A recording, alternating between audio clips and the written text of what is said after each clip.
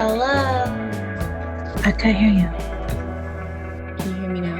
Yeah. Yes. Hi. I'm realizing in practice that getting ready for something that's going to be recorded and getting a meal ready is probably a lot to ask of people. So eat. Help yourself to your food. Hi everyone, welcome to Home Lunch. This is a bite-sized interview series here on my YouTube channel where I go on virtual lunch dates. I say lunch dates? Virtual lunch dates with some wonderful people. Yeah, that's my working hypothesis, that I can get to know them better just through talking story about those things.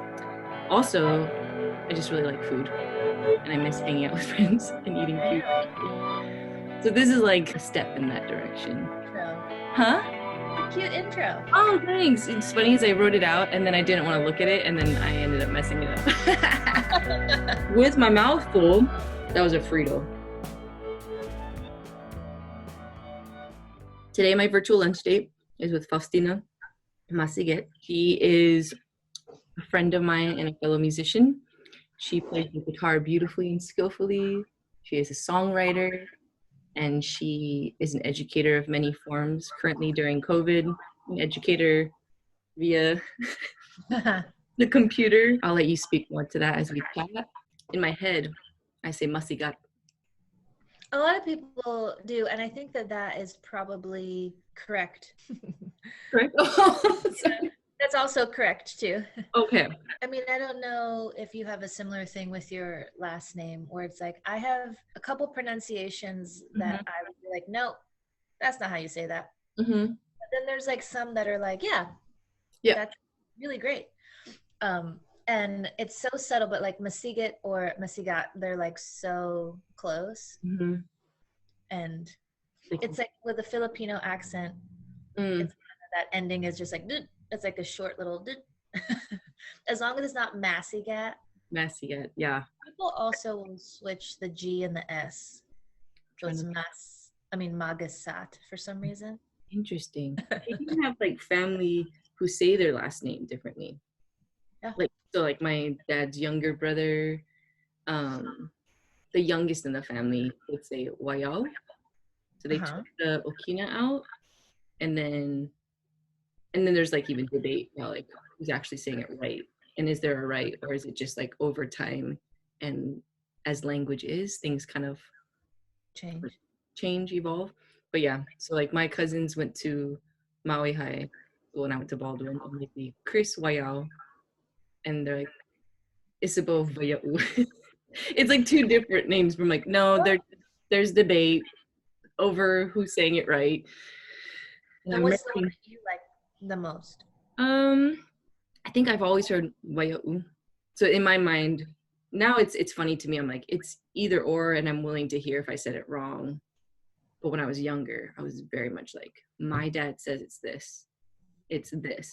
Almost like a very defensiveness about it. And now I'm like, oh, you heard Waia'u? I'm like, yeah, Waia'u or Waia'u. Like even the W, like it was growing up for my side of the family was very sharp, like Waia'u, where the W sound like a V. And then you'd hear like in-betweeners who'd be like, Waia'u. And like, no, it's Waia'u. And I'm like, I don't know enough to challenge anyone on this. Oh my gosh, I just found chocolate wrapped up in a paper towel in my hoodie. How old is it? It's from last night. It's gonna be like, oh, I'll eat this later. What kind of chocolate? They were like little specialty chocolates that my neighbor brought me.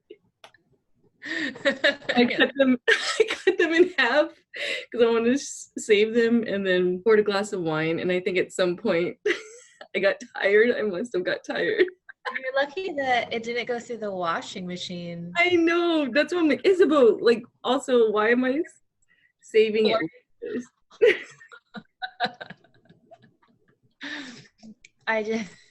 That's great. One time when I was younger, I tried to like wrap up crackers or something, or like a cookie or something, because I was like, I don't want to eat this. And so I tried to be smooth, and I like wrapped it and I put it in a pocket, and it just completely became a mess. Oh, you were trying to avoid having to eat it. Like, I don't want to eat it. Yes, that's a good question. I should add to our chat sometime. Like eating at friends' houses and supposed to eat everything, but once in a while you stumble upon something where I mean, I had a cool experience where, because I'm allergic to seafood, and this one friend of mine was like, is convinced that allergies are not real and that people that have food allergies are like lying. But I'm like not as allergic to shellfish as I am to like regular fish, like salmon or perch or something. And so she like made, what are they called? They're like round fat thing, scallops. Scallops, yes. And she made those, and then I ate one, and I was like, I'm okay, like it's fine, you're right, because I just was like, I don't really know what my motivation was, whether it was just to appease her or to not make a big deal, but I definitely was having like a reaction to it, like in my mouth and in my throat, and I was like, it's fine. It's fine as your mouth is getting itchier and itchier. But I can eat some shellfish and just have like a mild reaction, but sometimes like I might die too.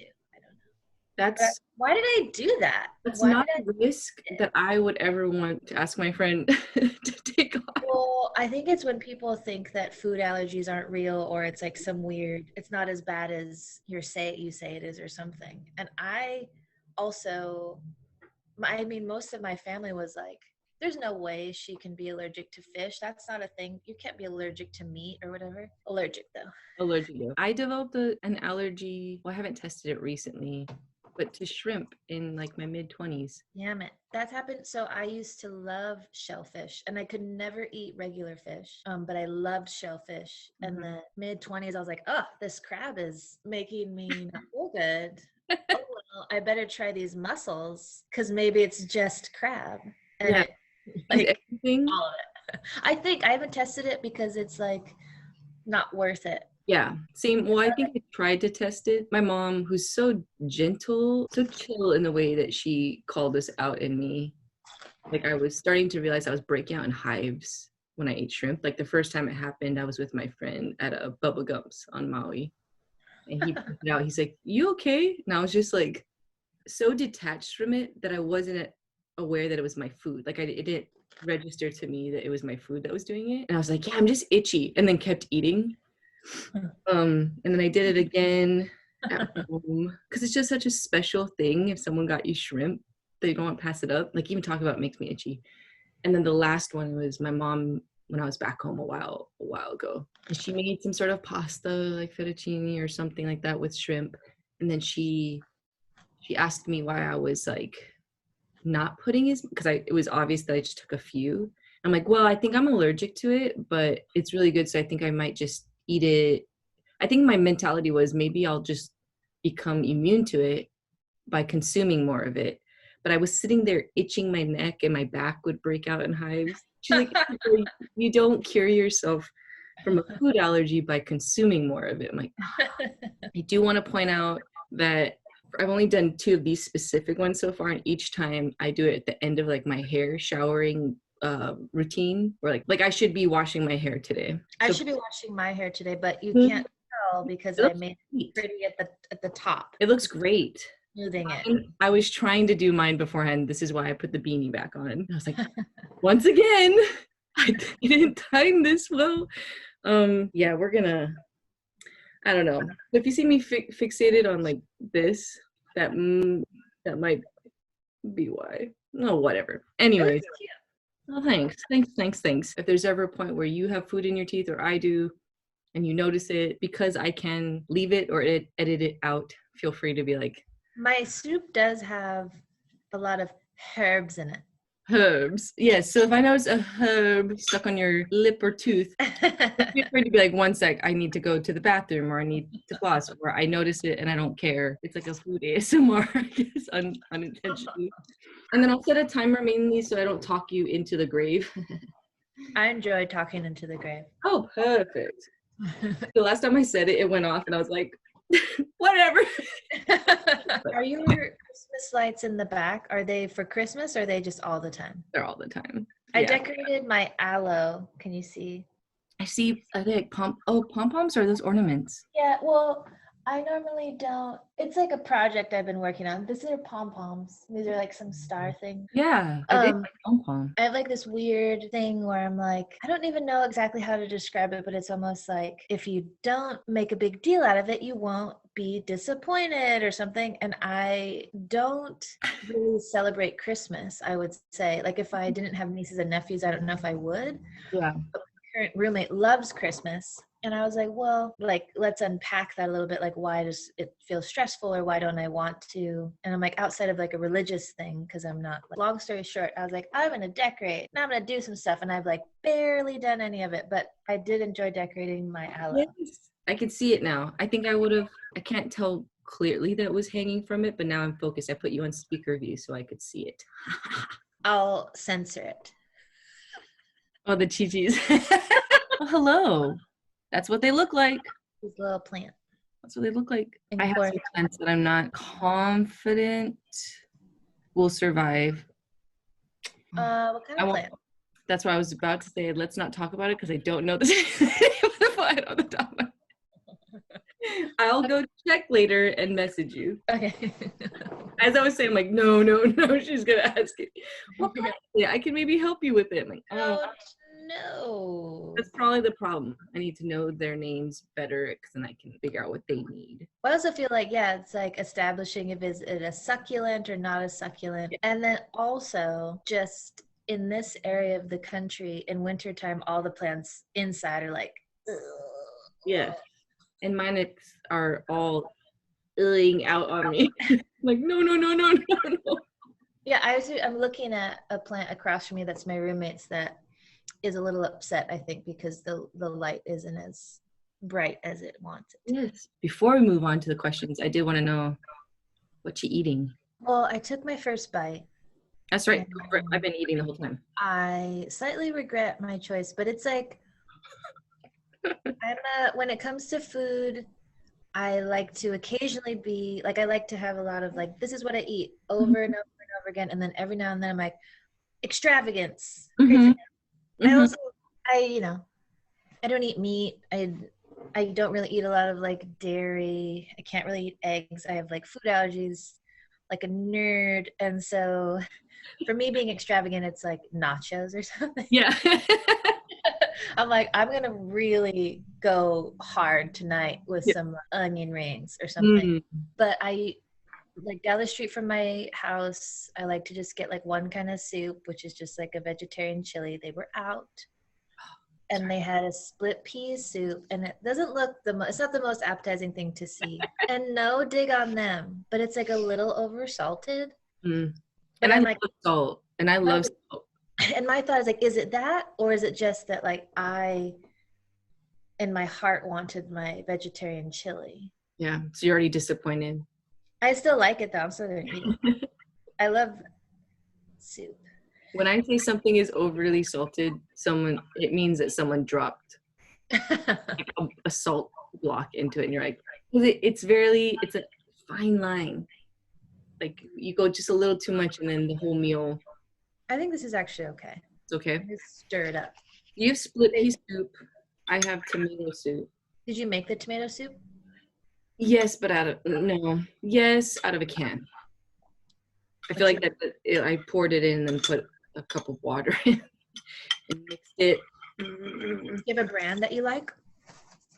I think I just used Campbell's because it's what I had in my like this meal today. I'd like to say it's because of what I had available. I need to probably go grocery shopping, but that might be giving myself too much credit because similarly to you, I mean, I love food and I love variety, but when I prep stuff and cook stuff for myself, I get really, for better or for worse, like in a routine of things that I know and I like, and it just makes like shopping easier and stuff like that. And I think the downside of it, or the unhealthy side of it, probably is I spend way too much energy on other things. And when it comes to like nourishing myself, I'll be like, oh, I'll just keep eating that one bowl thing I've been making, and we'll make this thing. And I get stuck, and someone's like, oh, what are you cooking today? I'm like, the same thing, but mine's grilled cheese. That looks yum. Grilled cheese. And then I put some Fritos just because I wanted some crunch, but also this is funny that I'm eating Fritos during a recorded thing. I've been crunching on chips. Also, my chair is really squeaky. Yeah, sounds like you're farting a ton. Farting a lot. Just disclaimer, you hear toots, but it's from Faustina. Okay, so you're a Frito girl. I also love Fritos. Occasionally, though, I'm like, they have really huge fatty ones now, which are yum. Mm-hmm. The little ones, and I'm like, I think I love the fatty ones. Mm-hmm. Are you talking about the scoops? I guess so. The big old thick ones. Hell yeah. These with chili? Yeah. Your vegetarian chili. Oh, I love these with chili. I almost did Frito myself out a bit ago because I like it with things. Like right now, it's a little weird on my plate because everything is the same color. That makes me feel a little like. That's okay. But usually it's like you can crunch them up and put them in veggie bowls. You can eat them with chili. You can, I mean, nacho type stuff. I'll crunch them up and put them in tacos. But yeah, I think I just like the salty crunch. But I did eat a little bit too many of them at the end of the summer. So I took like a couple weeks off. But I'm back. Sometimes I'll make myself like a really delicious meal. Mm-hmm. Lots of vegetables, very colorful. Mm-hmm. And sometimes I'll just be like, well, I'm just going to eat chips for dinner. Mm-hmm. Because I want to just sit and eat these chips and it's fine. Mm-hmm. Did you do that? Yes, I have a specific like veggie bowl that when I eat it, if I like it, it's good. And then I feel like it either just gives me license or it addressed one part of my palate, but then the other part was like, I just want something salty and crunchy. And now that I've eaten all that, I'm going to shift to my next thing. Which is a bag of Fritos. Do you like spicy or not so much? More now. Like, long time ago when I first came to then my spicy meter or like threshold was so low. Like pepper jack cheese would make me kind of be like, really? Yeah, not now. Now I like spicier things, but it was kind of embarrassing because pepper jack cheese. Pepper jack cheese. Well, you just hadn't had it. Yeah, lots of like salts and like I had like spicy like wasabi kimchi style. But like hot sauces, I was not great at those. My crunchy chip combo that I love, of course, like a naughty treat, which I don't feel any remorse about eating ever, is a hot Cheeto. But for me, I realized like it's like hot Cheeto anything. That dust on anything. Like I'd put it on like a cinder block. I'd eat that cinder block. But I found this chip that's like not a cheese chip. It's just like a tortilla chip and it's like spicy and like lime. And so that's like one of the chips that I have discovered during COVID. Ooh. And it's like a comfort food, but my roommate was like, maybe you shouldn't eat so many spicy chips. And I was like, maybe you should shut up. She was joking. I was joking too, but I was like, let me have this. Let me have this one thing. Do you know what the chip is called? It's Paqui. Paqui. I've seen the bags. It's black and purple. It's the chile limon ones. Ooh. And I was like, and something about it is like it's the powder on top of the chip or something. Yeah. But I was like, sounds good. It's that combo of the crunchy, yes, tangy, spicy. I'm getting better at spicy. I think that you don't have to like spicy. From what I hear from those who do like spicy stuff, like that is part of the pleasure. It's like, whew, I feel it happening. Yes. I'm not a competitive spicy person, but my members of my family are, and I almost feel like it maybe has like an addictive quality or something. Of it. I love it for the flavor, so I definitely have like gotten a dish that's too spicy, and I'll still eat it, but I'm like, this would be better if it wasn't so spicy, but I'll still eat it. I don't think it's Southeast Asian. I don't know if it's Filipino. I think it's more my mom's like New Mexican side. Like this obsession with like red chili, roasted, and then it was just like pervasive in all of the New Mexican food that we ate. and that chili's fucking hot. Yeah. Sorry.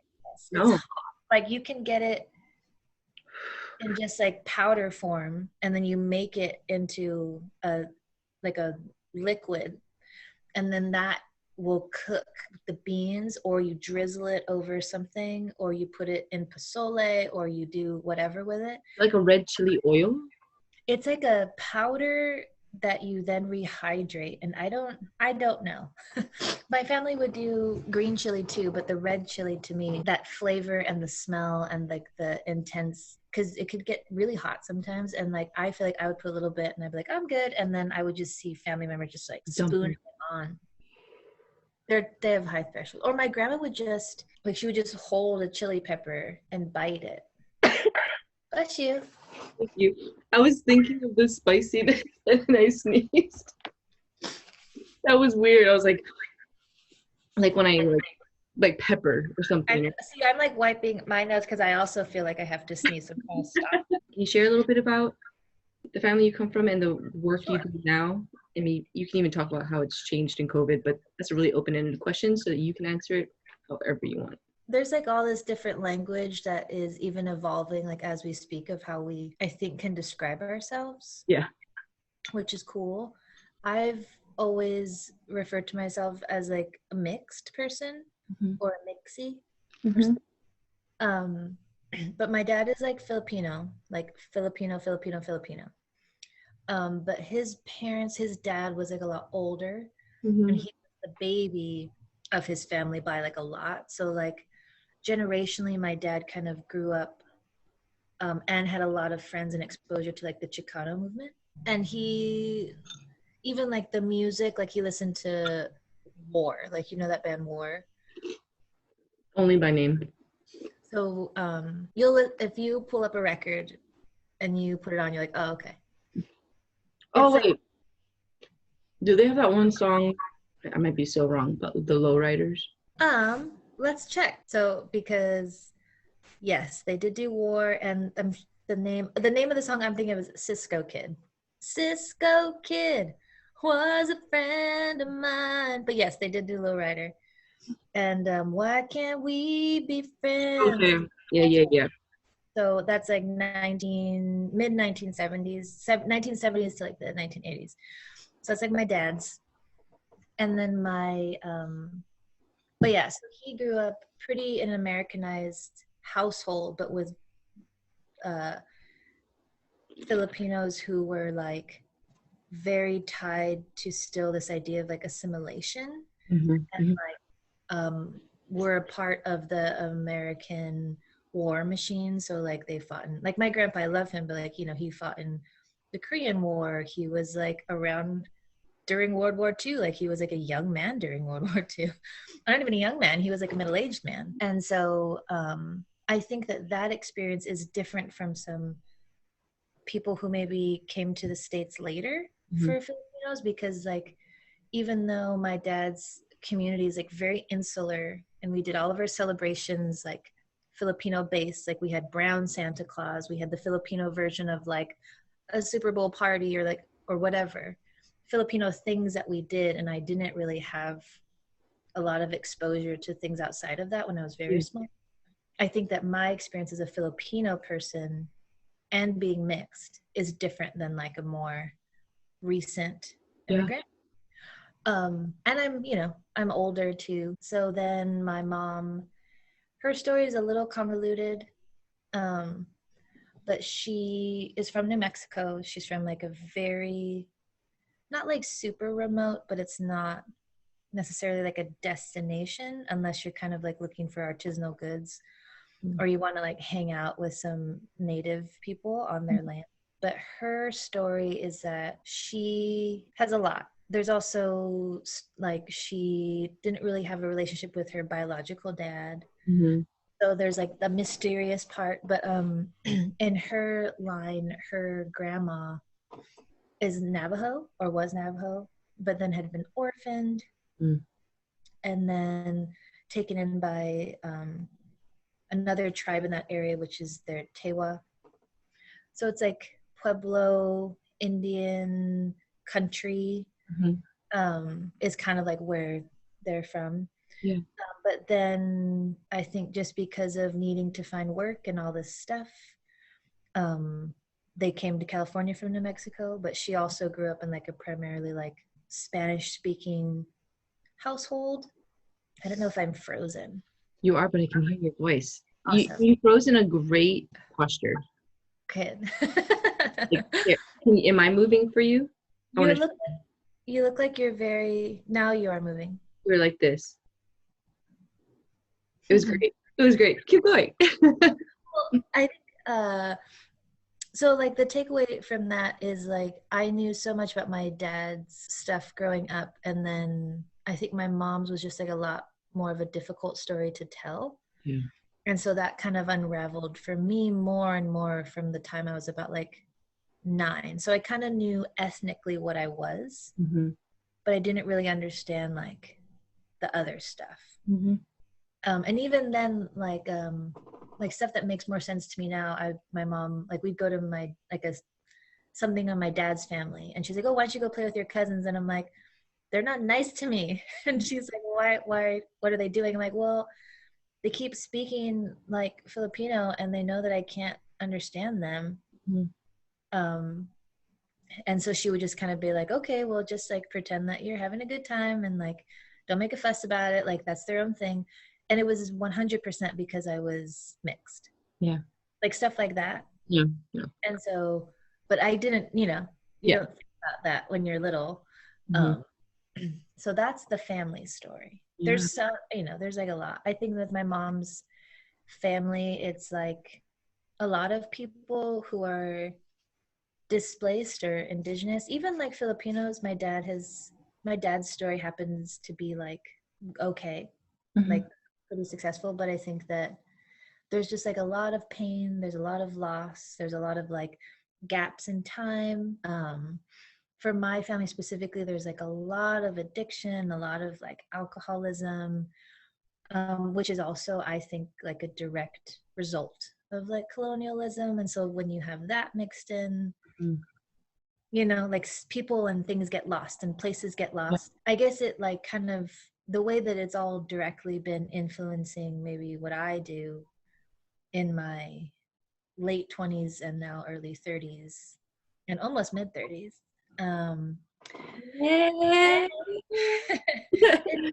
Is like maybe you've experienced this too by like learning your own language, where it's like you want to reclaim things and you're also feeling brave.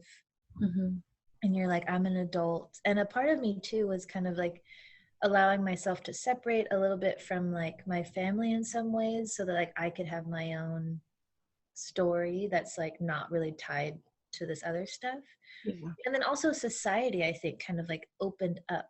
This is as like a slow paced person, like slow to like the cool stuff, like social media and stuff, being able to connect with people and things in that way, where I was pretty isolated. Or especially in Portland, and then being someone who's like, I'm not fool anything.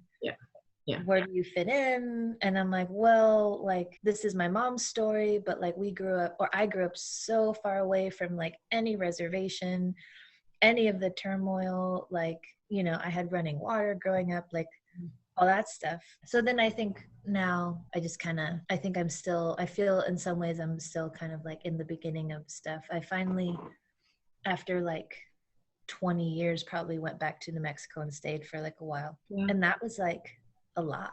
You know this about me, and I think anyone on YouTube has seen evidence of this. I go home as often as I can, and still in this last like maybe few years, there have been things that have shifted in me, in my environment, in connections made where I felt emboldened to try on things that I have been trying the whole time, but lots of fumbling, lots of stress that I was doing it wrong. So like it would like interrupt me trying to learn these things about myself, because I would get embarrassed or feel silly, or it'd be too exhausting because I'm trying to negotiate too many things at once. But like, for example, the language stuff, it's taken me not forever. It's taken me a long time to not just make the time, but I feel like many things had to line up. Like I needed to have worked out some feelings about being mixed and not feeling like you said, a belonging in either camp fully, but also trying to play with trying on the language of like I'm fully both and neither of them fully at the same time. So I have to be okay with asking people to also maybe give me space and room for that. So like I've had to go through some my own work along with looking for the right people or the right time with those people, both family and outside, to say, I think I'm ready now to learn and take these risks to learn it.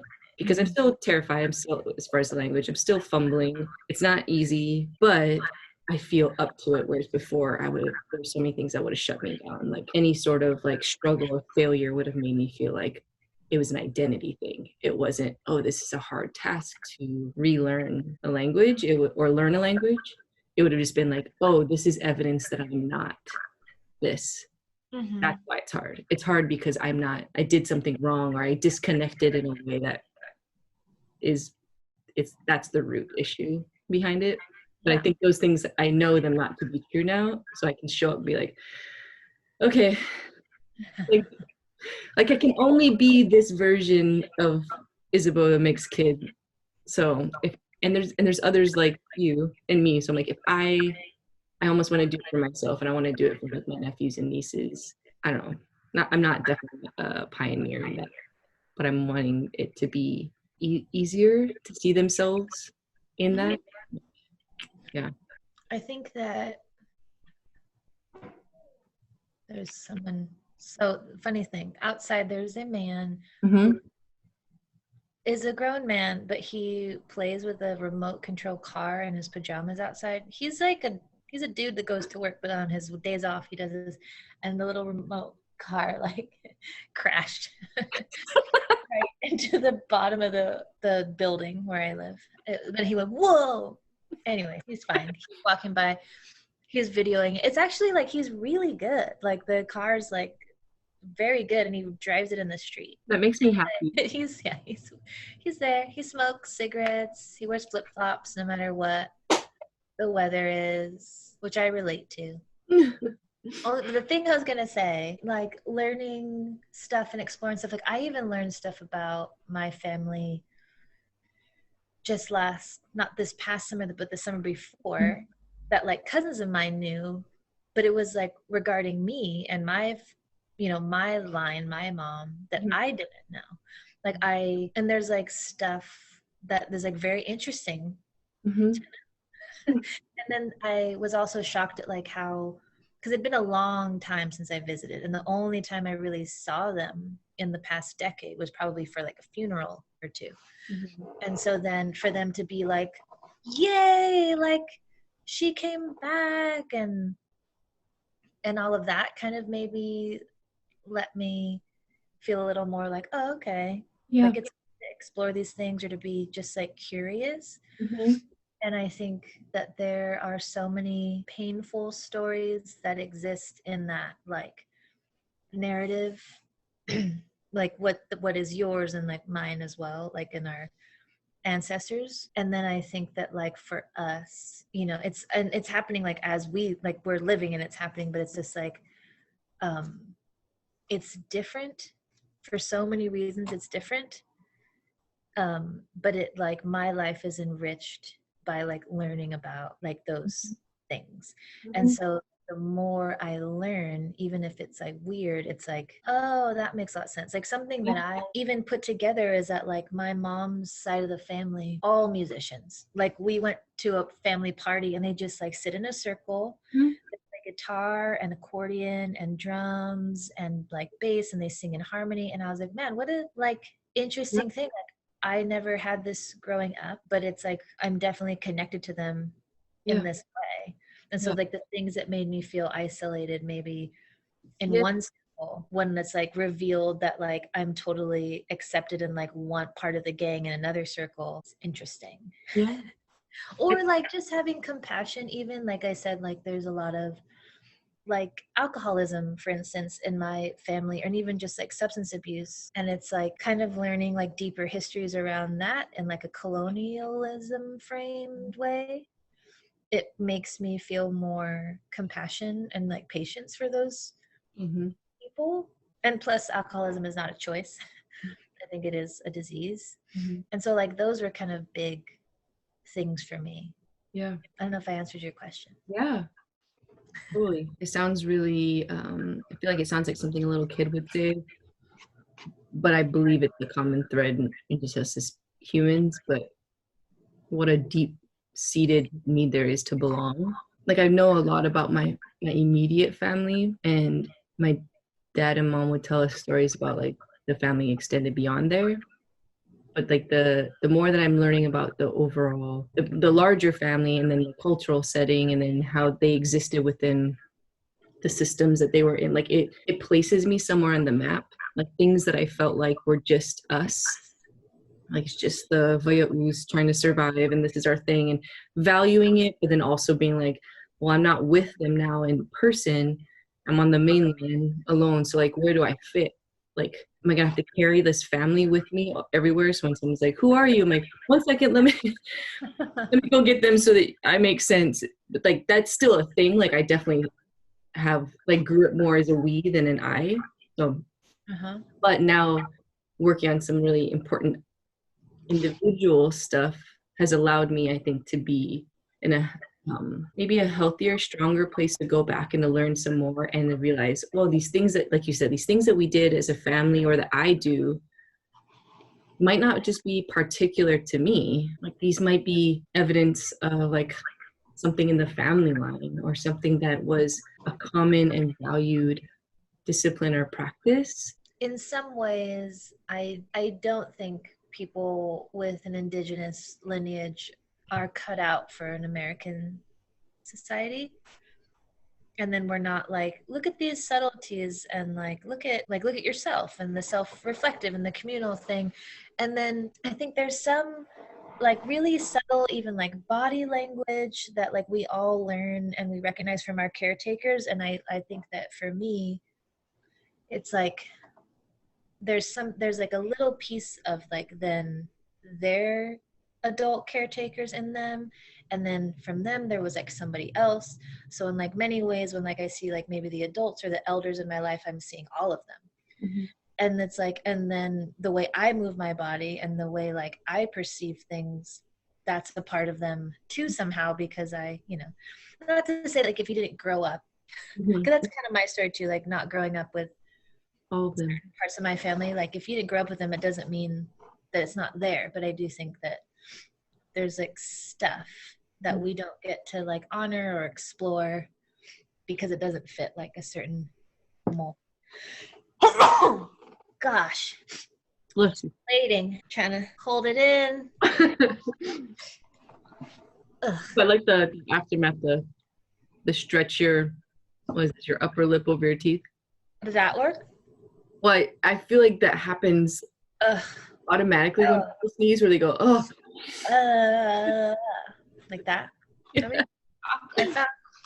gonna eat a piece of chocolate now. Do it. Perfect. That was exactly how I would hope you would answer it.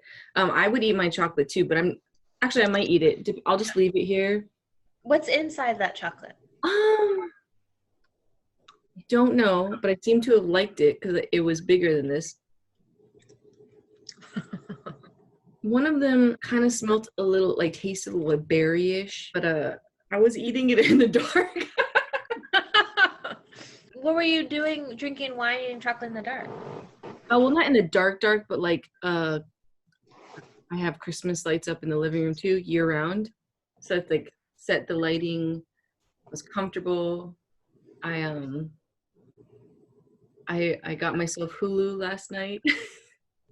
Yeah. Watch Pen 15, not by hacking my love my that sister's account. So yeah, wine, chocolate, and Pen 15. And I this morning put my hoodie back on and realized that I guess sometime during that I was like, that show is so good. I know I have some questions that when I have these questions ready, and if they work, like I'll build them in. I don't ask all of them. But after I watched that one of the most recent episodes, it made me laugh because those were kind of the stories I'm trying to get at. Not because they in and of themselves are all of you, but I think it's why I laugh and kind of cry during those shows. Is like there's just so much going on. I laugh and I cry. I texted my friend after I was watching that show recently, and I was like, dude, I feel wrecked after watching this show. Like, there's so much. I'm feeling so much. Yes. And they're like so intense. Yes, exactly. So I think that's what I'm realizing is that in those moments, there were so many layers or so many things firing. But in real time when we were younger, it maybe just felt scary or uncomfortable or sad, but maybe didn't have the perspective or language yet to be like, that's what I don't like whatever this is. But now as an adult looking back at it and having, again, the age perspective, but also some things have been pieced together since then where I look at it and I go, oh, Bobo. Like, oh, like the ache. You're like, oh, I just want to I want to intervene and go, stop. Oh, yeah. I'm also going to crack a Coors Light, so. Do it. A Coors Light. Are you a Coors Light girl? Not really. It's just what you had. Yeah. I thought it goes with the whole like I bought this beanie at the corner market and I had grilled cheese and a Coors Light. That sounds delicious. I was just recently asked like what's a shitty beer that you like love, and I was like, honestly, a part of me just like loves a Budweiser or even a Bud Light. A Bud Light. And everyone was like, it was like in a Zoom hangout, and everyone was like, oh, I like Tecate. Oh, I'm like, no, this reminds me of, well, Heineken's are drunk. I don't know. Drunk quite a bit in Hawaii. So like, I don't think I saw until I came to the mainland. Like my parents didn't really drink. My dad's family, like his, I'm gonna put this down so it doesn't look like I'm being sponsored by them. I'll hold this candle. I know. It's like, I was like, what am I trying to, I'm about to say something really serious and I have this Coors Light up. They change color when they're cold. Yes. I remember being really intrigued by that. I was like, oh. Is that Coors Light that did that? I think it's Coors Light. So that might be why turned blue. Yes. That might be why I'm drawn to it. Because I'm just like, oh, it's fun. It's like the t-shirt. Is it turning blue? It's blue. It's like a bluish gray right now. And then when it's warm, it's not? It's not. Oh, shit. I think so. I think the can, but the bottles for sure. The can, it just might always be like this. I don't know. And I think like for me, like unpacking this, and it happens with me a lot in like, I think I talked about it with Christmas too, where it's like, don't get your hopes up because then you'll get disappointed. And I saw a therapist for a very long time who's wonderful. And he was like, but it's good to flex those muscles. And he's like, and to allow people to fail and to succeed. And like one failure doesn't mean XYZ. Yes. He's like, so when you try to manhandle like your day by like, I'll rearrange my whole day to be with this person. He's like, that's also doing a disservice to like them too, unless that brings you joy. But then like, you have to be okay with them not being available. Yes. And I was like, yeah. I knew you were gonna make that sound. How dare you say that to me? I was mad, but it makes a lot of sense. I think like but when it comes to relationships, platonic and even like romantic ones, not that I'm not an open person, but like I'm wary a lot of the time. So if I'm like, let's just like be like vulnerable, whatever, and they're like, oh, I'm busy, I can't hang out with you. I'm like, oh my God. Like, do you understand what it took for me to open up like that? But then like I'm not presenting it like it's a large deal, but internally it feels like it. So I'm like, there's probably something happening that Has nothing to do with the situation. Anyways, that was kind of, which I was like, huh. Sometimes I'm very curious about what's happening in my mind, and sometimes I'm just like, damn it. Damn it, that sucks. Or honestly, when what your therapist said along those lines is like, I am trying to examine that when I offer something, am I willing to offer it without it being like reciprocated in a certain way?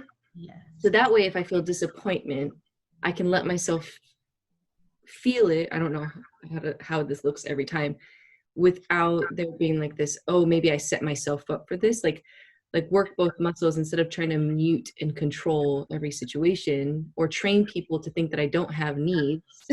Yeah, that's kind of my thing. I don't have anything. Like, I'll do this for you. And they're like, I'm so sorry. Are you disappointed? I'm like, no, not at all. Or do you feel also like then when you express that you are disappointed or upset in any way, then you like regret it for 2 years? Yes. And I'm nervous that they're going to think that it's going to register as like an incredible life failing to them because I don't share it. So that, oh my gosh, if Isabel's sharing it, she must be like off the wall, disappointed, angry. I'm like, no, I'm just trying to learn how to say like it in the small things that could be done after this conversation, just so that you get like an appropriate reading of myself. So you're not like, oh, I canceled on her last minute when she was driving to me. And she was like unfazed. I'm like, I was phased by it. I was upset. I was super sad. That's kind of where I'm at. And somewhat recently I experienced this thing of like, it's really liberating when I expressed that I was disappointed in the actions of somebody. And their response was like, oh, I don't want you to be disappointed. I had no idea. And I was like, oh, how could you have any idea? Because until I said it, I've been acting like it was a big deal. And so like, I could just be like, oh, it's a little disappointing. It's okay though. Like it's easy, but I'd be like, it's fine. It's totally fine. Like I have so much to do during like Christmas break during a pandemic by myself. It's like so much to do. I mean, look at this list. There's like a lot to do, places to go, people to hang out with. I know. No, not at all. I know. I get you. That feels very familiar. I'm just going to jump into this one. Okay. I don't know what you called it growing up. So, but what was your favorite home lunch? I think other people called it like a pack lunch or a hot lunch? No, cold lunch. Cold lunch. So I don't know if this is familial negligence or me. There's a lot of people in my house. Like I was the baby. Or also another feature of that being like, I don't have any needs.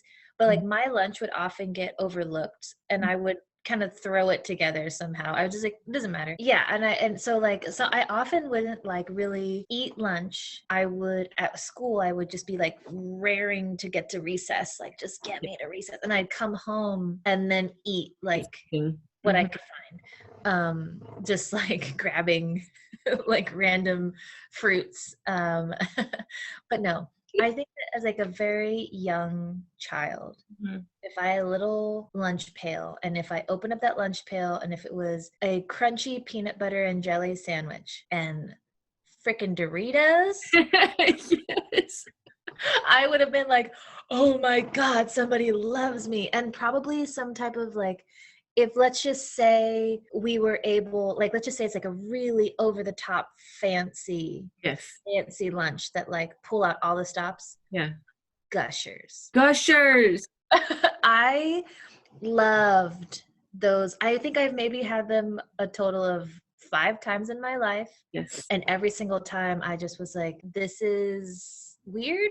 And I also love it. I remember when someone donated Gushers this past summer at one of like the snack tables, and I immediately went. I was like, "Oh my gosh!" Oh, that's a perfect answer. I think even you describing the lunch pail made me think of. I don't know if I had one. I must have.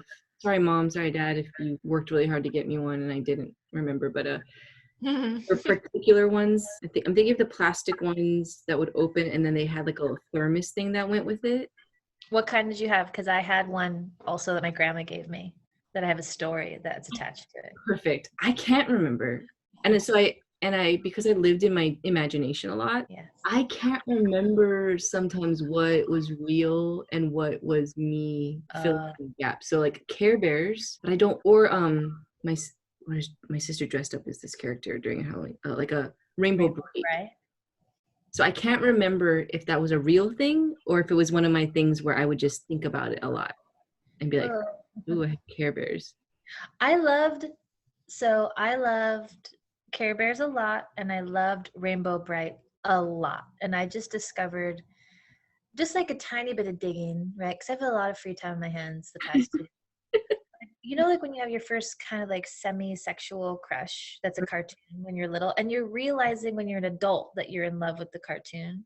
Yes. Mine was Shy Violet from Rainbow Bright. And I don't know if it was purely like a sexual, sensual crush or if I wanted to be her or something. Mm-hmm. Mm-hmm. I'm gonna pull up a picture of her. Please do. Because you'll love her. I had that plastic lunch pail that I got from my grandma, and I don't know if it was for a birthday, like a late birthday present or something, but you open it up, it had a little rinky-dink like soup thermos thing, pink Little Mermaid lunch pail, plastic. Yes. Sticker on the front that just is like a rectangle that has Ariel and the crab and flounder on it. And I opened it, and it was full of Little Mermaid chonies, just like and then I got a little bit in trouble because I hadn't seen Little Mermaid. And I think it had happened maybe because when it came out, I was like a little too young to see it in theaters or something. I don't know. I hadn't seen it at that point by the time I was like 5 or 6. And so I was like, they're like, do you like it? And I think I might have said like, no, because I didn't know. I think I took things very literally as a child. So like, do you like it? And I'm like, oh, I don't know, because I don't know who this is. And then there was like, oh my gosh. And then I had to pretend for a long time that I loved There's Shy Violet. Oh, hi, Shy Violet. Okay, I can see it. I'm even wearing a violet shirt. I think mine might have been Simba, which is weird. Simba was a lion.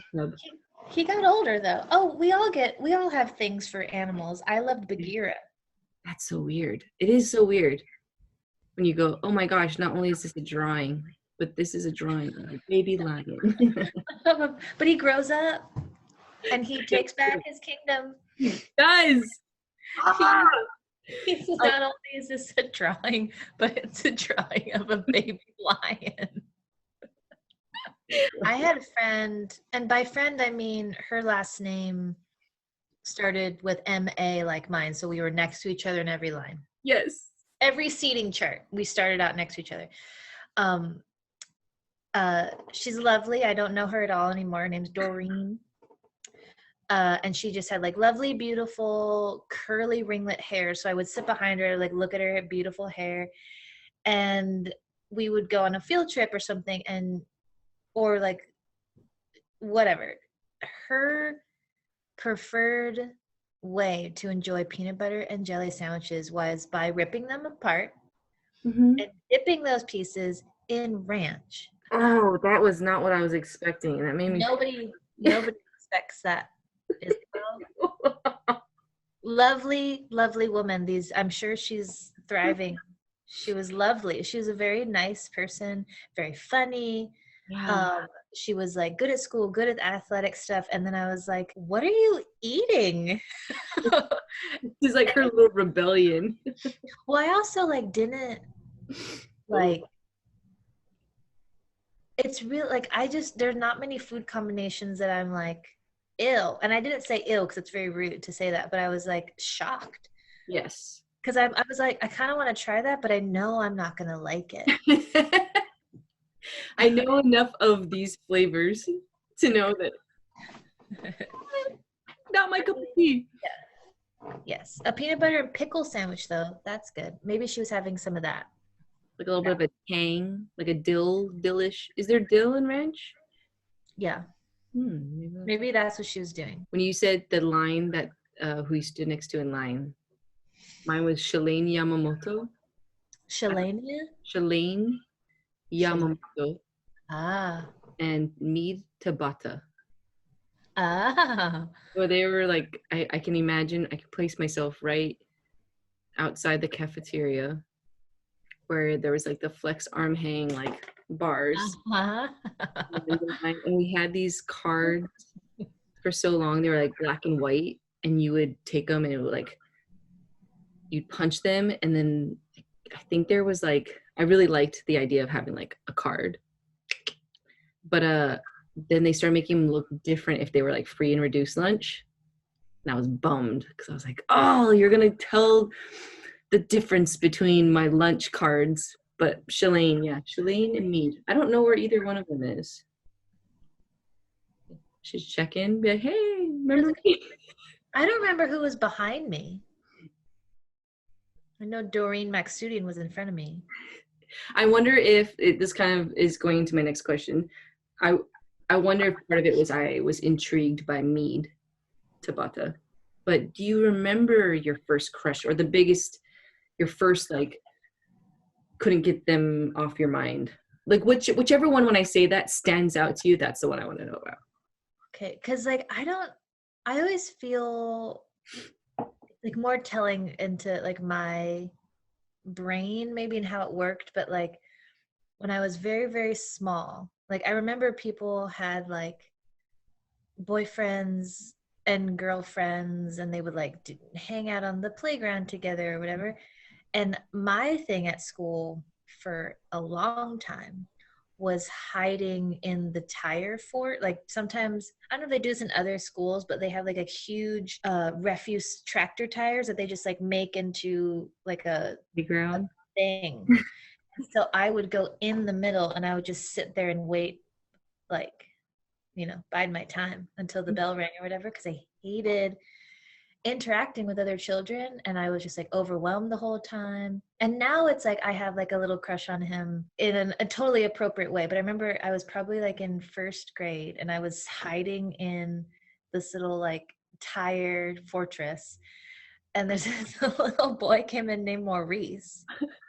And he sat next to me and like, there's like wood chips and I'm like sitting in there. And I was like, oh my God, like get out of here because I'm here by myself. But I didn't say that. I just kind of was there. And he was like, hi. And I said, hi, Maurice. And he was like, do you want to be my girlfriend? And I went, no. And he went, okay. And then he just sat there with me. And we just hung out in silence. And he just kind of like sat there.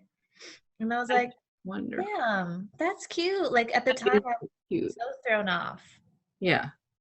Oh, definitely.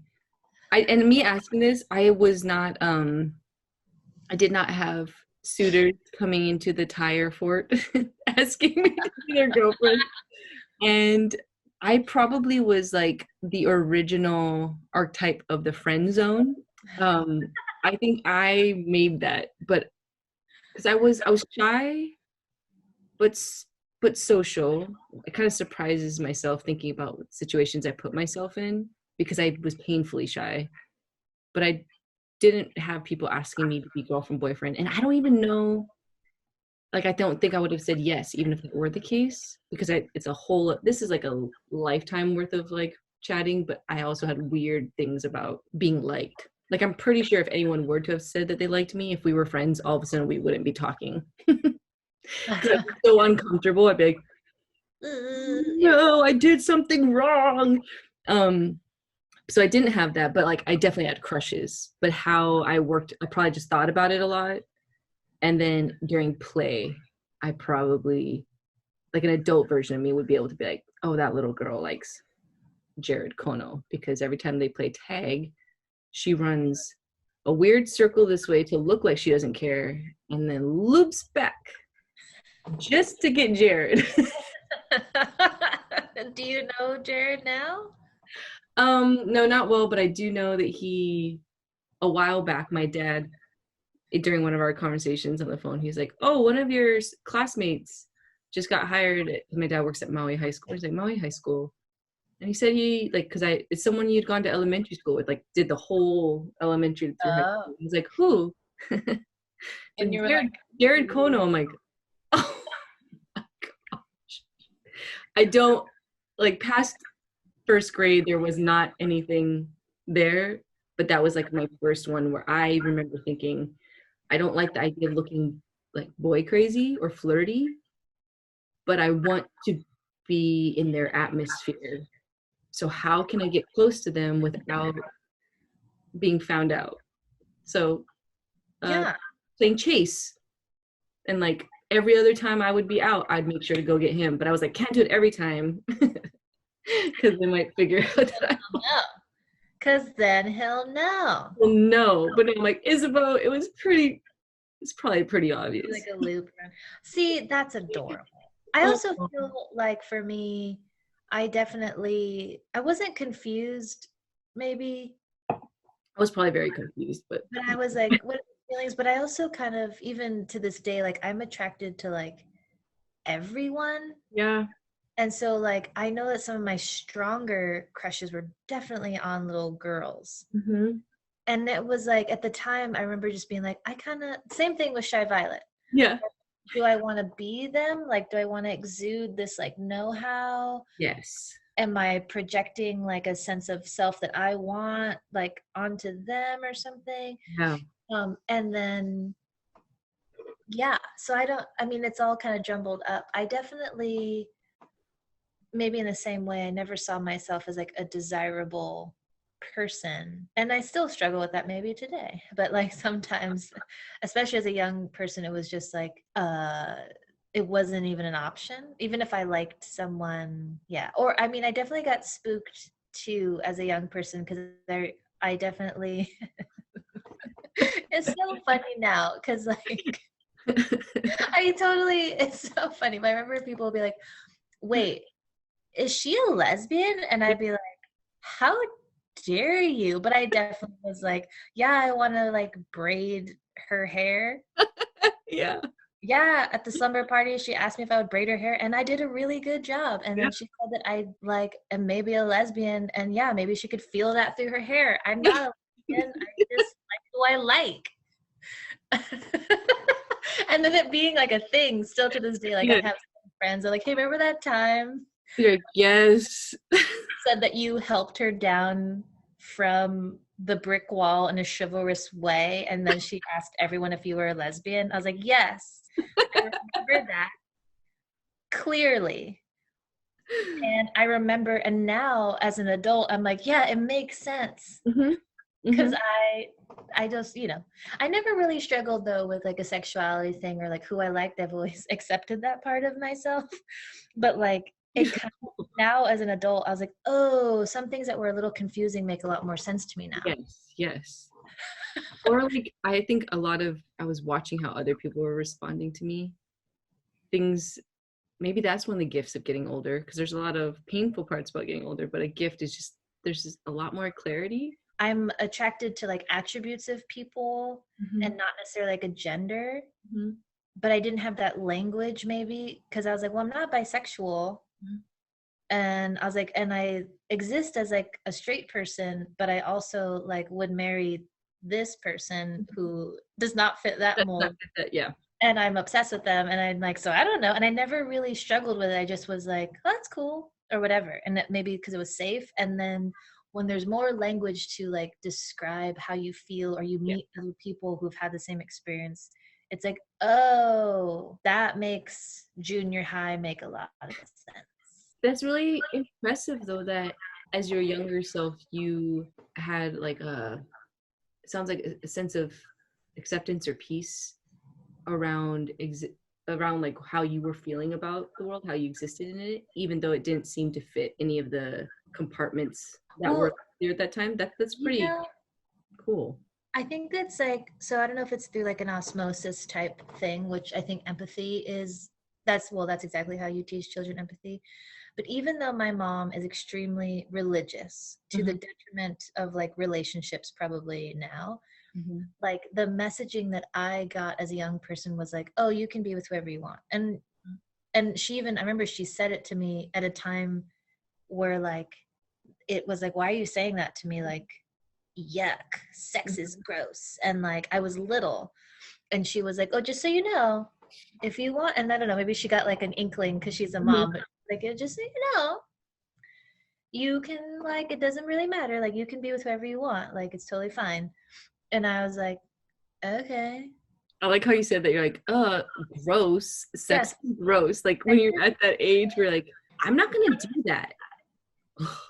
Yeah, I guess I'll just keep saying it over again. Like, I definitely, when I look back, some of my biggest and strongest crushes were on girls and women. And then I've also been like super just obsessed with, like, you know, as like a high schooler, like just like the dude who played soccer really well or something. Like, I want to like play soccer with you. Like, I wish I would. Dude who played soccer really well.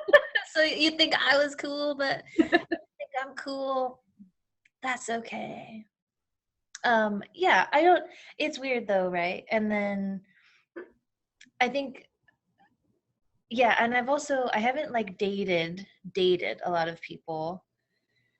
And even as an adult person, I don't think relationships are hard for me. I think I'm like someone who really like thrives in relationships, but like being open at the right time has been a struggle for me. Being open and available at the right time. And then sometimes I notice like a thing that I have is when someone's unavailable, then I'm like, love me. Like that's the point at which you like, I need it the most. Love me more. Is it something about them being unavailable that is attractive? I think, to get super deep, I think that there's like a subconscious thing that happens where it's like suddenly now it's safe because I can see where you stand or something. And then if I am now like expressing how I feel, then I can be safe in this like role of like a pining person or a victim or the sad person, as opposed to like anything else. Yeah. I'm not experiencing that so much as I get older. But definitely as a young person, it was like, unrequited love, hardcore. Very much. Okay. Were you allowed to go to, were sleepovers like a thing? And did you like them? Something that is like an interesting thing maybe about me, and I don't know if this is true for a lot of people, but I have friends who I've been friends with since I was, or I have one friend who I've been friends with since I was like 7, and we're still friends. Wow. And I have friends that I've been friends with since I was like 13 or 14, and we're all as a group like friends. Amazing. Because I met that other friend through the friend that I've been friends with since I was like in 2nd grade. And I do think that 2nd grade relationship that was forced upon me by our teacher, because like, here's the new girl in school, here's an outgoing person to like link up with because this kid's having a hard time. And I just like, you know, all my relationships from that way forward until probably junior high sprouted from her, because I was like, you know, totally socially awkward. I had very different desires and interests also as a child. I will fantasize about like what would have happened if I would have just grown up in a super nerd family where I could just explore like my fantasy things. Anyways. So, sleepovers were allowed. I think my dad was very strict when I was younger. And I was also the baby of the family by like some years. And I only have brothers. And so like there were times where no one really knew what I was doing or where I was. Yeah. And then there were other times where it was like this really like overbearing like control thing of like whatever. I could go to sleepovers and I loved them. And I think I loved them because in my house, because I was like alone a lot, I just was so starved for like like not attention, but like other kids a lot. And then so like, because there was a time where like my cousins and I were close enough to where we could all hang out, but then they were older than me, so then they got older and I was still like little. Yeah. And then there was like a couple years where I felt like no one wanted to hang out with me. And so then I was just like, you know, yeah, I remember like calling friends to be like, do you want to go to the swimming pool, which was my favorite thing? Or like, you know, do you like, or I would like, do you want to just like spend the weekend at my house? Yeah. And I think friends though learned pretty quickly that when you were at my house, we could kind of just do whatever we wanted. And so they were like, yeah, hell yeah, I want to come over to your house. In a safe way, but it was just like the adults would go to bed, my brothers were like doing their own thing, and so we would just like ride our bikes or go to the corner store, or we'd watch TV all night, or like, you know, there were no rules on like food or anything in my house. Like we could literally just like do shit, and part of it was because I was a little bit feral, like I could just do what I wanted. I can't believe you applied that to yourself. I was just like, woo, like doing weird shit all night long. Like, I also though, like a really big sleepover, I would feel nervous a lot. Yeah, that's true. I think maybe I should have split too, because I when I asked that, I realized that my feeling was I had some anxieties tied to it, but it was usually when it was larger group. Yeah. I think that the individual, my family, I always had a lot of siblings around, and it was probably going to be a lot more controlled. So if friends who wanted, maybe like I had a friend, Lindsay, and she had an older brother, but he was much older than us, and then her mom would be at work. So I think she liked coming over to my house because there was family around a lot. That's what I'm guessing. And I always was like, why does she like coming over to my house? Because it wasn't nice or fancy, and we had meals, but they weren't like, in my mind it was cool because when we stayed at her house, her mom would get us takeout and bring it home with her. So I was like, that's so much cooler. Why are you coming to my house? Also, I think I thought that if I had friends over that my dad wouldn't get mad, or like You did stuff. they like wouldn't like discipline us the same way if they were around.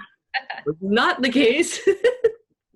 It quickly became like, oh, they're here too, they can help you. I'm like, this is not working. But what your situation sounds similar to my friend Shell, where if I went to her house like for the weekend for a sleepover, it'd be lots of fun. And I remember we could eat whatever we wanted, and one weekend all we ate was popcorn for every meal. Wow. Every meal. And then I remember maybe her mom popped in at one point, was like, girls, you okay? You're like, yeah, we're fine. I had a lot of popcorn. I'm great. But the group ones were nerve-wracking to me when it wasn't like a personal close friendship. It's like when middle school started happening, late middle school, maybe even early high school still, where it was like friends from class or sports that they didn't have like a deep or a somewhat of a deep connection with. So you're just kind of showing up at their place and like who can stay up the latest, which is very hard for me. So I just knock out. Or like having some friends where their parents would like pop in and be like, are you all hungry? And I swear like half of them were just never hungry, and I was always hungry. Yeah. And they'd be like, we're good. I'm like, oh, please. Can I have a snack? Can I have a snack? They're never hungry. Can I eat some? Why weren't they hungry though? What were they doing? I don't know, but they didn't eat. They didn't snack like I snacked. Pen 15 is they have the girls drawing on each other when it got late. And I have a memory being at Holly Fernandez's house and I got drawn on. And when I woke up, I was like laughing because I was like, that's so funny. But in your mind, you're like, I lost. Totally. Like I was the joke of the whole thing. I'm like, oh, I hate that. Jerk. See, bunch of jerks. So I definitely, with certain friends, you know, we would do a little bit more meaner pranks, right? Mm-hmm. But I never really wanted to be like a ringleader. Like I would not be a person like freezing a bra, you know, like people doing that. I know that I had like one friend group where like in junior high, same thing. Like I was also the new student in junior high. So like I knew a couple, I think I knew like one girl that was in the junior high class, But other than that, it was like all new people, no friends that I had in the past. And like the first sleepover, it was also just a totally different vibe of girls. Like, because I am still just like, I like cartoons. I like sleeping in if I can. All of that, I just remember I associated them with like, come over for the sleepover. And there'd be like a lot of kids, a lot of girls. And there'd be like pranking happening, like, you know, if you fall asleep, we'll put like toothpaste in your hair or whatever. But we'll also watch just like The Exorcist or something, which I would be like, I don't want to. And so then I would be there just like freaking out. Yeah. I remember also, I think I would get, and I still probably have this reputation, like I'm good at saying when I don't want to do something. And I'm good at that because of those experiences, because I just would get so like overwhelmed that I would tell the parents like, I want to go home. Like I was that kid, like I want to go home. And my parents would be like, you can't come home. And I'm like, but I don't feel good though. And they're like, no, you feel fine. And you gotta work this out. I'm like, but I don't want to. I don't want to work it out. I want to go home. I'm done. That was me. I'm like, my clothes are all wet now. Yeah. I'm freaked out. They're being mean. Yeah, like I'm hungry. My clothes are wet. They're making me watch a scary movie. But then I think that like an insecurity that developed is like, then I just thought that like, oh, I'm pretty unlikable, and that like all the parents are just annoyed with me. And so then moving forward, then I think I kind of just became a like, whatever you want to do, okay, that's fine. But like junior high, I remember just being like, most functions I tried to go to, I'd be like, I want to go home. Like I liked knowing that I had an exit plan, but the scary movies resonates quite a bit. Maybe my threshold for meanness, like the game playing. I'm not saying that I didn't fold and be agreeable to things that maybe I didn't want to be, but definitely it seemed to bother me more. Maybe if I were to talk to some of my friends back then, they would all be like, yeah, that bothered me too. But just, yeah, people being sassy, mistreating other girls there when it was like, oh, I'm not falling asleep, but this girl fell asleep. Let's do this and this. Just that I was, the discomfort of that, of not yet feeling bold enough to call them out in real time, but being like, I hate being a part of this, would just make me feel, it would ruin any fun that was being had.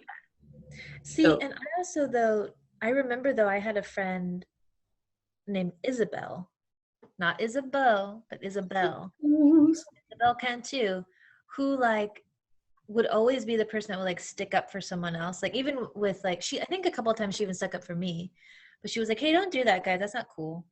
And I still am like, what a cool Isabel. What is Isabel doing? Where is Isabel? Yeah, I think it would just stress me out to the point where I didn't like stop going, but I would not fight to be in certain spaces. Like I would feel the disappointment, like of not going, like FOMO. Like, oh, I know that I'm missing out on stuff or missing out on potential friendships fusing further and further. You guys would be best buds forever. But yeah, there's just a handful. I remember in mid-high school going, I'm just not enjoying myself. And I wasn't courageous enough to like one-on-one confront them and be like, when you do these things or you say these things, it makes me feel a certain way. I just was like scared myself from it. I had this memory of Mandy Shinozuka. Hi, Mandy, wherever you are. She's a mom and I think a teacher now back home. We follow each other on Instagram. But she would always watch scary movies at her place. And I remember she invited some of the neighbor boys over that I knew too. And there were so many things firing me at that point. One, I technically was not supposed to be at any sort of sleepover with boys. So I was sitting there like, oh, am I gonna have to talk to my dad about this? And then the movie was scary, and I was doing like this. What movie was it? I'm embarrassed because this plot isn't so scary. It was Urban Legends. I don't remember. Oh, I'm a big baby with scary movies, though. Okay. I'm very big baby. I'm pretty sure it was like a teen, kind of like Scream-ish type. Oh, that's the worst kind. Slasher films, and they're like, it's not that scary, Bo. I'm like, yeah, and I don't want to be an inconvenience, kind of like you were saying with like the parents. I'm like, I don't want them to feel like they have to tend to me, but I am not enjoying any part of this at this point. Like, I'm stressed that there's boys here. The girls that I do know, I don't know them really well, and the one that I do know really well, she acts different when we're here. That's why I think 10-15. I'm like, oh, like trying to get eye contact with them, like, but I don't want to do it. Oh my God, that definitely happened in that show. Like, listen to me. I tried to tell you to get me out of here, and they're not picking up on the cues, or she's like, I don't want to go. I definitely. So I have a headache disorder, which sounds fancy, but I just have migraines. Since I was 5, like I would just randomly get them. It took me way too long to connect them to food. So food is a trigger. Like anyway, specific foods. Well, for me currently, it's like eggs is a big one. There's like other like any like kind of processed, really delicious processed junk food. I guess too much of it. But when I was younger, it's like we ate Filipino food, we ate Mexican food. I did not eat a lot of takeout at all. We had some like junk food available, but it wasn't all the time. And so if I would go to a birthday party that would have like a sheet cake, and I would eat a piece, and I would always get a migraine at a sleepover as a child from eating like kid food, and then I would just be pretending like I didn't feel bad, and I used to go secretly throw up somewhere. Oh no. All the time. And then I would feel better because I threw up. And then I'd come back and just like pass out asleep because I had a migraine. And so I did associate those parties with like getting sick. And I threw up in secret, Isabeau, so many times. Oh, no. Like all the time, probably every time I ate those foods, I would secretly throw up. Now it doesn't really happen. I think because I've managed it in other ways, but as a little kid, I would get headaches a lot. And my parents knew, and my parents kind of knew the signs, but like if I was with someone else, they couldn't tell what was happening. And like, so sometimes when I would be like, I want to go home, it's because like a part of before I would get a headache, I would get super irrationally emotional.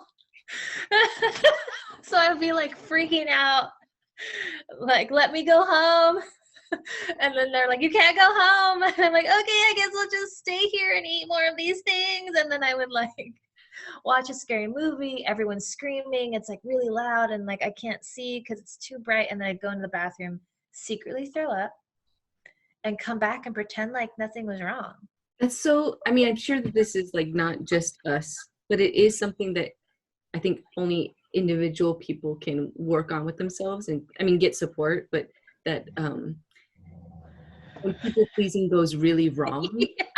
Or just especially like, I want to belong. I want to be cool. Yes.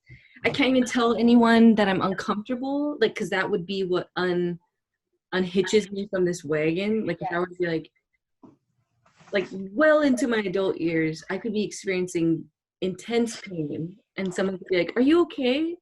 And if I felt like they would at all think that I didn't want to be there, or that it was their fault, or that it could just be an awkward conversation, I would be like, no, I'm fine. But I could, like, it makes me laugh and cry, because I'm like, Isabel, like, I'm having appendicitis, but it's totally fine. I'm fine. We're all fine. Are we okay? I remember calling my mom and having a password for coming home, and ours was may I and can I? Like, may I stay over another night? Can I? I think she might have made it up. And to this day, I don't know if she would forget. There's a lot of us, so there's a chance that she was just having to remember too many things for all of us. Too many passwords. Or she was just trying to encourage me to stick it out. Yeah, I didn't know how to tell a friend, like, I don't want to stay another night. They'd be like, you should call your mom and ask if you could sleep over again. And I'd be like, yeah, I will. And they'd stand next to you while you're dialing. You're like, hey, Mom, can I stay another night? She'd be like, sure, honey. And you're like, you sure I can? She's like, You're sure. like, may I? I mean, may I? I used a lot of, I don't know, excuses when it wasn't even bad. I just didn't know how to say no. You're like, I think I want to go home. I think now I'd be like, I think I just want to sleep in, like, my bed, or I want to poop. You haven't pooped. Like, I haven't pooped in so long.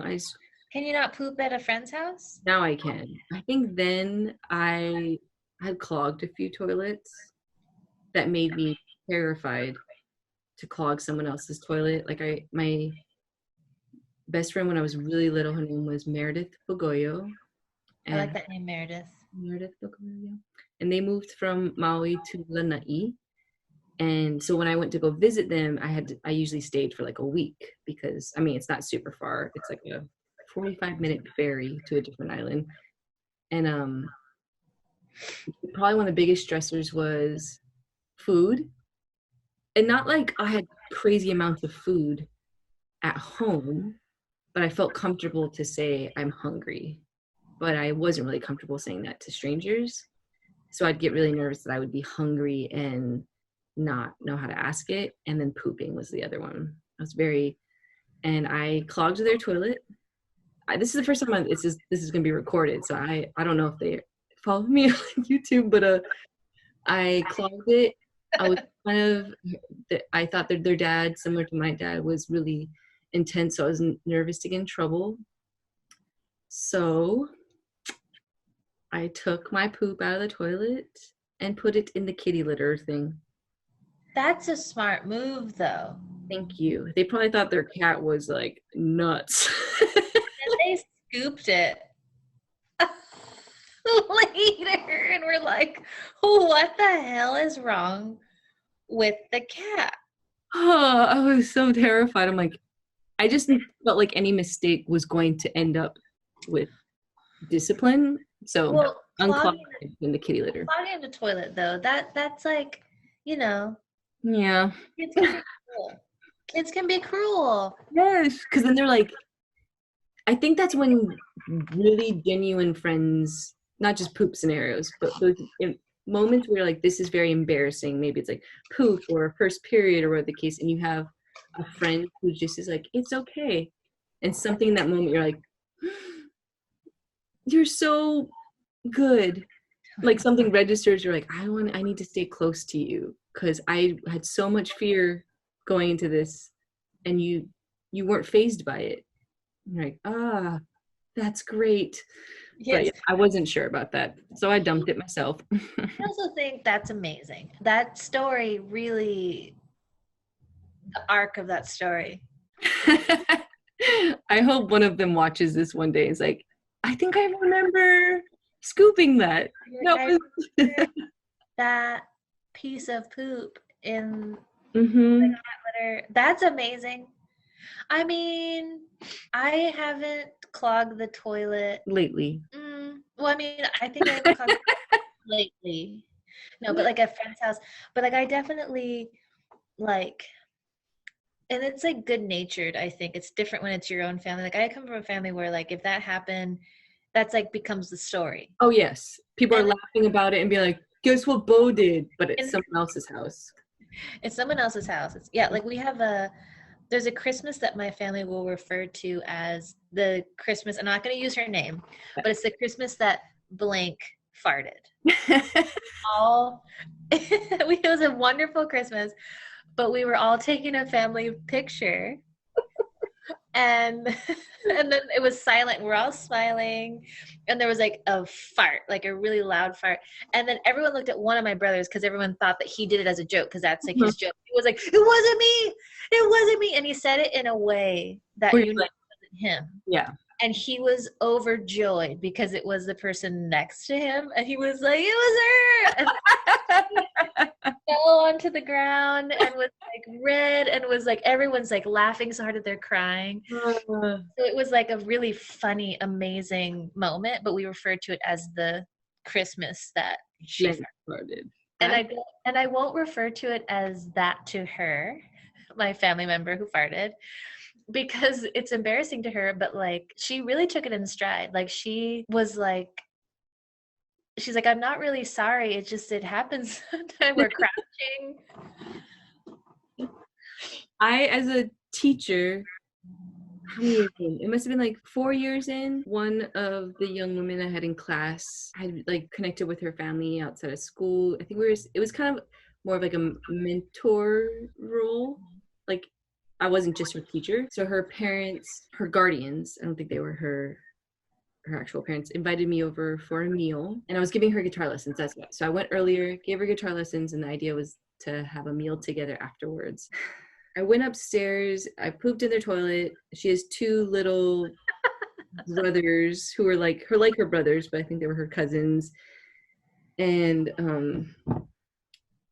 I totally clogged it, Faustina. Like I stressed, but again, I could tell I was getting a little older because it wasn't just all terror. Some of it was like this is ridiculous. Like, what are the odds?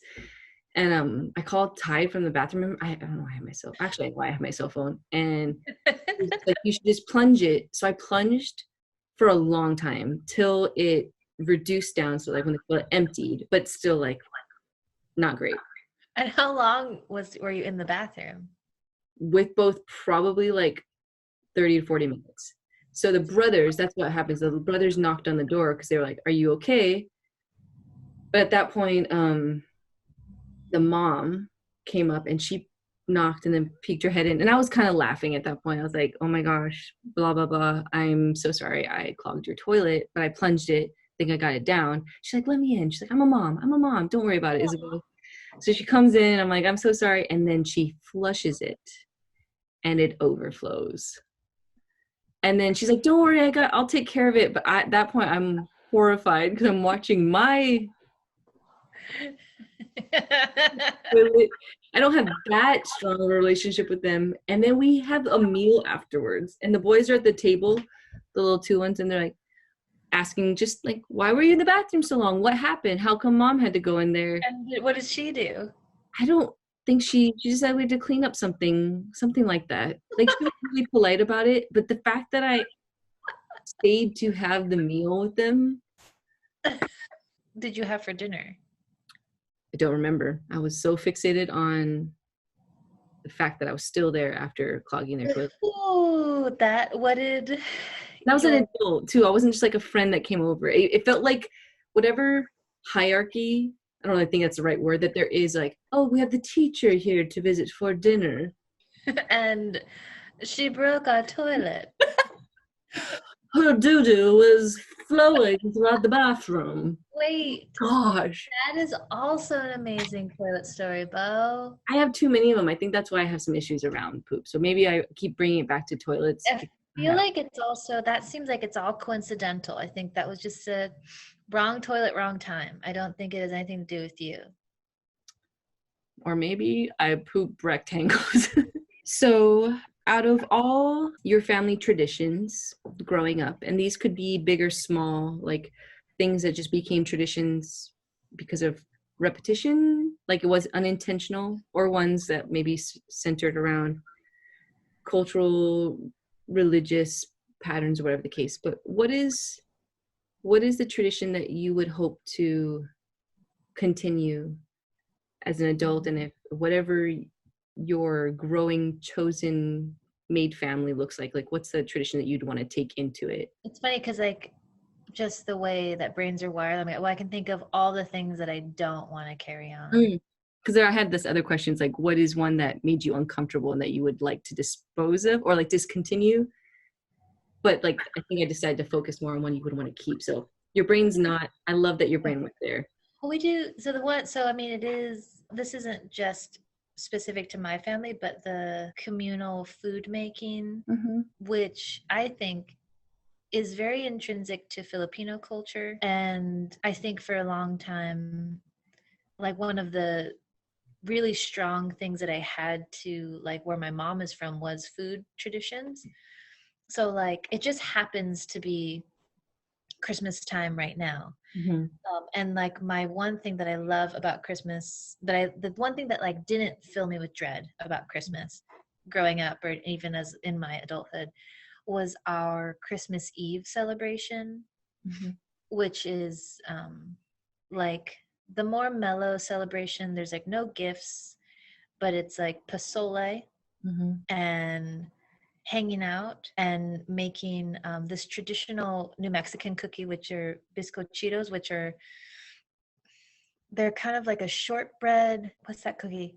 It's like imagine a shortbread cookie that's like cinnamony and sugary, but the main flavor in the cookie is anise.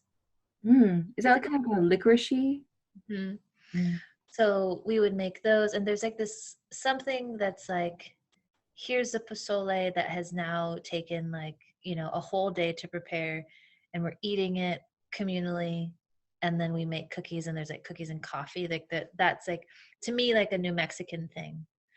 And like even though I'm not really, I wouldn't consider myself to be particularly super close with my family anymore, but like that's something that even this time of year I'm like, oh, I look forward to that, and I miss that when I don't have that.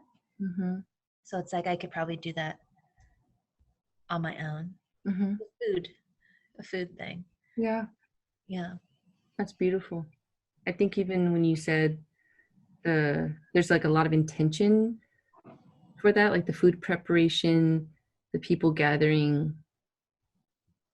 But I think when you mentioned like even I think when you brought up the coffee, it just sounded really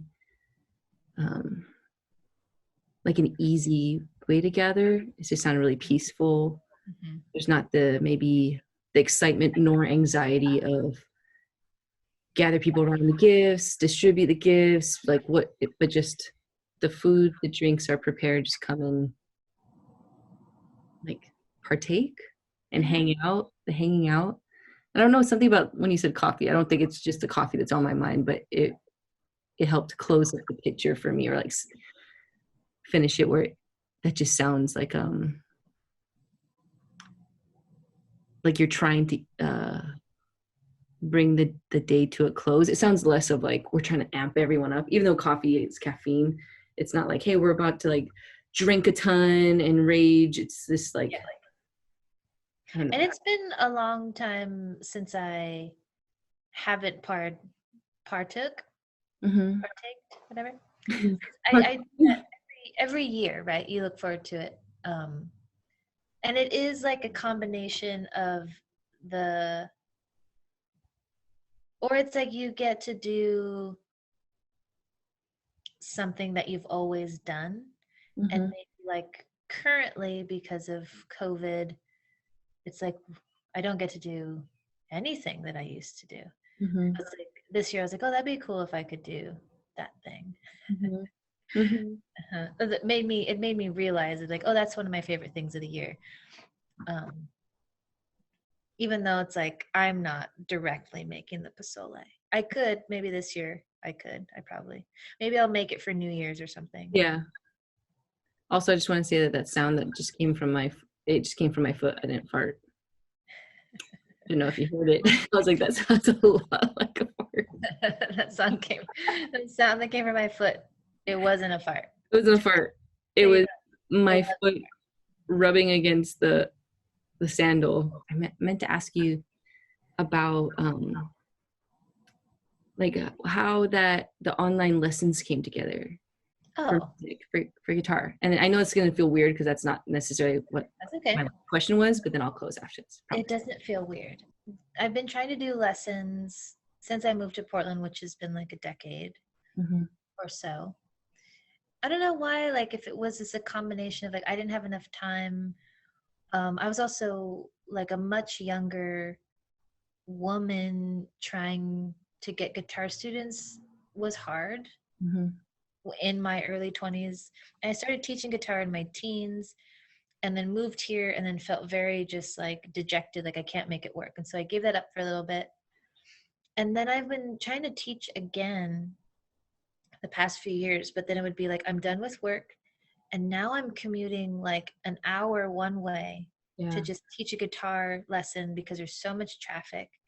And then I'm like driving somewhere else to teach the next one, and then the next day, and that felt like really exhausting. And then I was like, okay, well, maybe I need to do a group lesson. Maybe I need to like reframe it where it's like femmes only, like, or group lessons with your friends as kind of just like for a month and like not longer than a month. And so I was trying all of these different things. And then at the beginning of COVID, I tried to do some online lessons. I tried to record music lessons for like specific people. And it was just like, not to dig on my students at all, but like just the vibe wasn't right. Or I would get like a lot of critiques of like the video of like, well, this isn't helping me and blah, blah, blah. People would just like fall off. This is right almost a year ago now. So it's like, I wasn't emotionally prepared to make that switch. But then some of it was necessity too, where it's like, I can't give up teaching guitar because I can't afford it.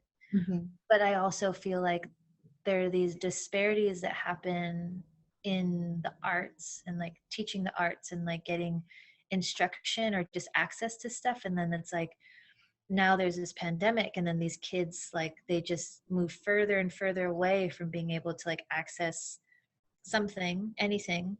And so I was just like, I need to find a way to like do lessons again, do them in a way that's sustainable for me and make them available to everyone. So it's like I had to come up with a price point, what's fun for me, what's not fun for me, what kind of students am I geared towards. And then this is very much how I work, which is like, I am kind of an idea person. So I'm like, idea. And it's like, do a bunch of stuff, like a flurry of activity. And sometimes it doesn't work out. But with like the guitar lessons that I am doing now, it was kind of like, how can I do it in a way that feels relaxed and almost like passive in a way where it's like I can put something out there and the people that want it can have access to it. And then like I don't feel depleted, that I feel like I'm also feeling enriched. And so then it was like, it kind of has been morphing into like here's a guitar lesson, and then here's like a little wrap up at the end where we talk about how, or I'm like try to talk about how it's okay to feel what you feel, and like a little bit of a pep talk. And so then it wasn't like it was planned. I was planning it. I was thinking about it. I was like not taking any action. And then I just was like, and we're doing it. I just did it. It happened at the same time. What was that? I was moving at the same time. So it was just like so much change. And it felt, I think that like the moving and the changing of the space like kind of motivated me. And I was feeling like the time feels right. People feel engaged. And then I can just like do it, and whoever wants it can have it. So the way you're describing it is like they're recorded, so then they can be accessible to many people all at once, and you can still have the very personal aspect. Like I've noticed clips where you, like you said, you talk to the students, not just about the actual guitar playing, but everything that's going to get stirred up while you're trying. Yeah, and a lot of that too. So yeah, everyone gets the same lesson, and they're geared towards someone who's a beginner or someone who doesn't have a ton of time. Or I mean, and so like all of them are free for Black and Indigenous people, but like really it's kind of geared towards youth a little bit. But like also for me, like I'm young, but I'm not like a little kid. But I was like, this is a way for me to like relive in a way my guitar lessons, which were almost traumatic.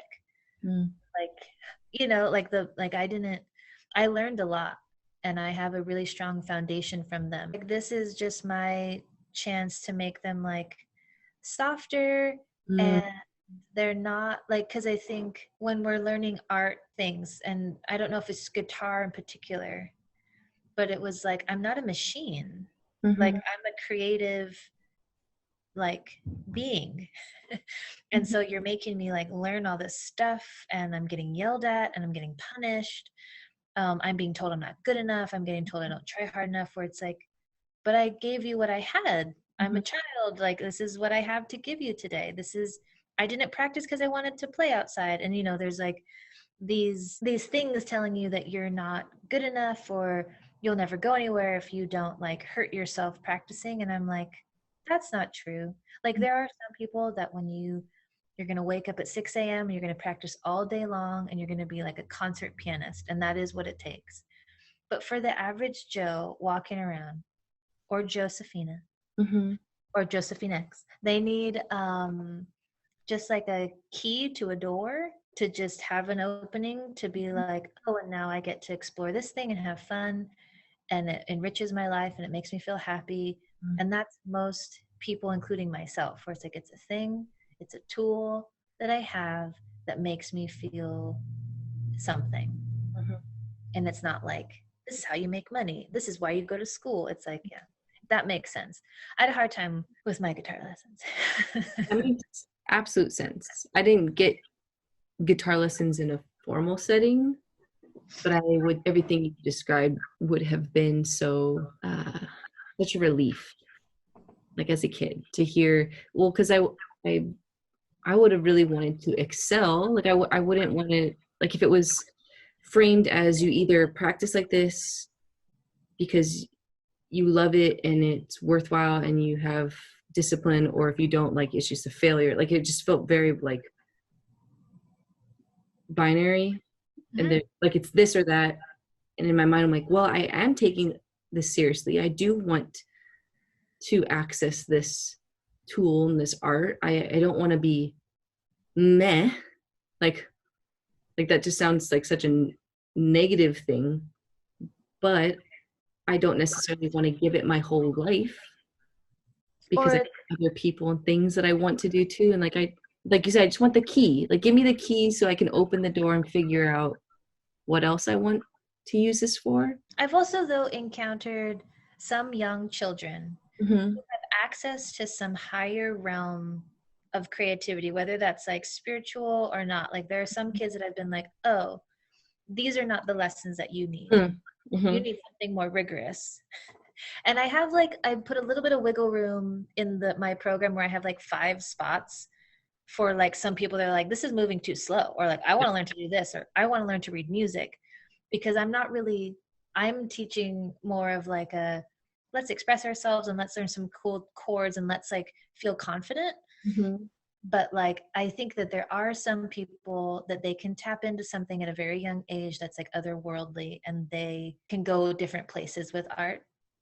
But yeah, for a lot of people, though, it's like, and maybe it is kind of maybe tied to like a decolonization practice. It's like very European to me, and you said like really binary, where it's like this or not this.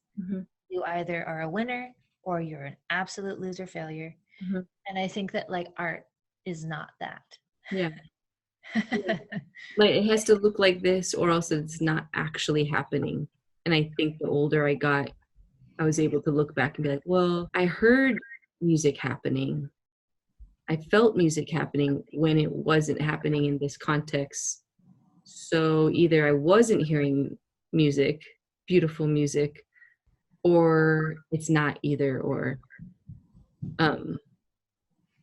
But yeah, you mentioned like there's like like if someone's desire is to be a concert pianist, then if you know something that's specific, then like, yeah, there's a specific path to increase the likelihood that you will gain the skill set that will get you to that very specific role. But if your desire is, I would like to, oh, can you hear me? No, I can't hear you. Now you can hear me? Yes. Yes. Thank you. I was looking off too. I was just like, should I could tie my, oh yeah, I don't know, I did that, felt very here. I was just saying that did you hear the part about the specific pianist? Or just like most of us, but just that looks very nice. Yours is even. Now mine's is messed up. Like a bolo tie. Ooh, mine, my video is mirrored, so I have a hard time understanding what thing is going to create change in this bow. There. I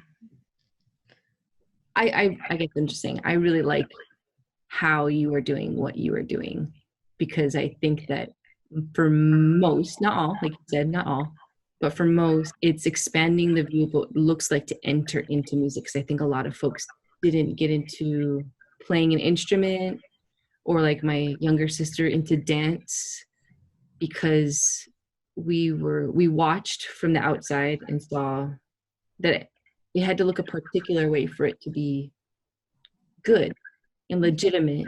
And yeah, and now it's like, yeah, there's more skilled playing of a specific instrument there. I mean, if you don't practice, you're probably not gonna get used to it. So it's not saying just because you think it, you're gonna make beautiful music, but it doesn't have to follow the same path for it to be good and nourishing to you and to others and desirable. But yeah, I like what you're doing and how you are doing it. So thank you for doing that. Thank you. I like your bow. I'm curious if you finished your meal. Oh yeah, I did. I have 2 Fritos left, and I guess I didn't really like my tomato soup because it's not as good cold. I don't like it plain. Yeah. And one of my chocolates. Thank you so much for hanging out with me. You're welcome. You have a lot to edit, I think. Here, you can hold it like this. Wait, you're on this side of me. That's weird. Am I pointing at you and yours? Yeah. I am? Yeah. I'm gonna go like this because mine's flipped. That's messing with me. Thank you. Thank you, Faustina, for hanging out with me. Sharing lunch. You're welcome. That was fun. Okay, you try to do it real quick. Do it the other way. No, try to do it there. Now I'm pointing to you? Now you're pointing to me. Oh my gosh. Oh, because we're mirrored, yeah. I'm mirrored. I know, it's dumb. Thank you so much. Have a beautiful day. Stretch. Thank you for parking your butt on a chair for so long with me. And I really hope to see you safely in person soon. Yes. Okay. Thank you.